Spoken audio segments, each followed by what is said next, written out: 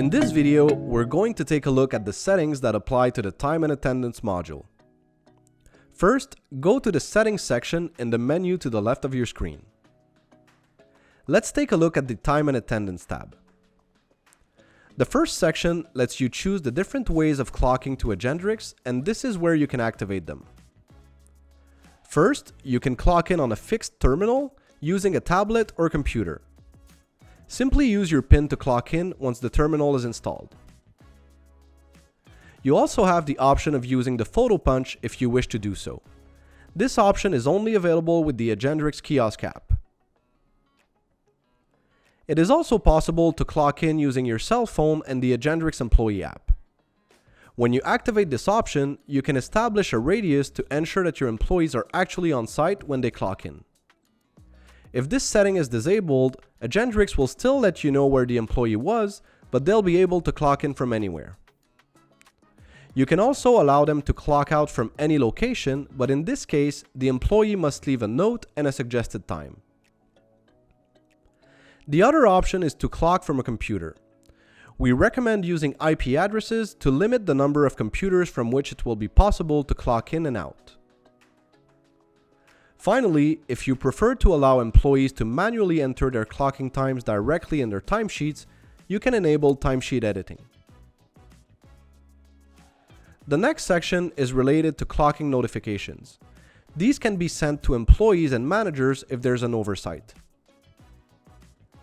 If the employee still hasn't clocked in despite the notifications, the manager can follow up to see if the employee is really on site and enter his or her time manually. It is also possible to send a notification to managers to remind them to approve their team's timesheets. This reminder can be sent a few days before the end of the pay period. As far as automation is concerned, this mainly applies to the various rounding options available for time entries. First of all, there are two settings related to the start and end of the shift. This will round off the start or end time of the shift according to what is planned if the clocking takes place within the specified time window. There's also the option of rounding all clock-ins and clock-outs to the nearest 5, 10, or 15 minutes. This rounding will be applied upwards or downwards depending on the set tolerance. The option below allows you to apply the unpaid planned break to time entries regardless of whether or not there was a partial break clocking.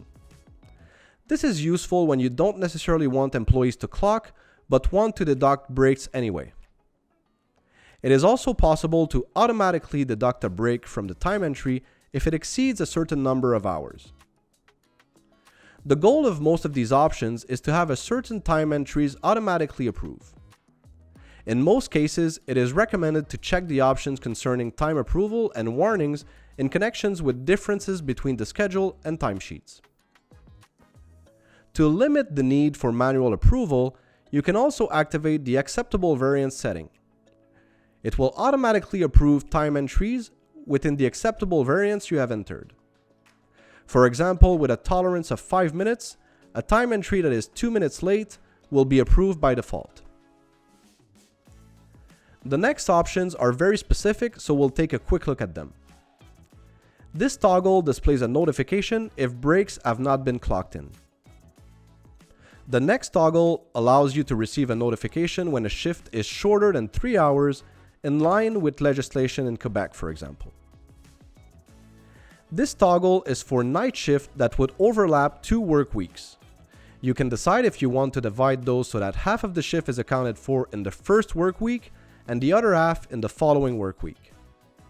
Keeping this toggle disabled will account for the hours of the shift in the work week that has the most hours. The toggle right below allows you to automatically close a pay period at a time of your choice to prevent modifications to employees' timesheets. The last toggle of this section will display the location and positions available in past pay periods. The restrictions section allow you to prevent employees from clocking breaks or time entries if those are not scheduled previously. Finally, you need to determine your pay frequency using the options in the drop-down menu. You can then select the start date that will influence the periods in the time and attendance section. That's it for this video. If you have any questions or need help setting up your account, our customer success team is available by chat, phone, or email to assist you. Thank you for choosing Agendrix.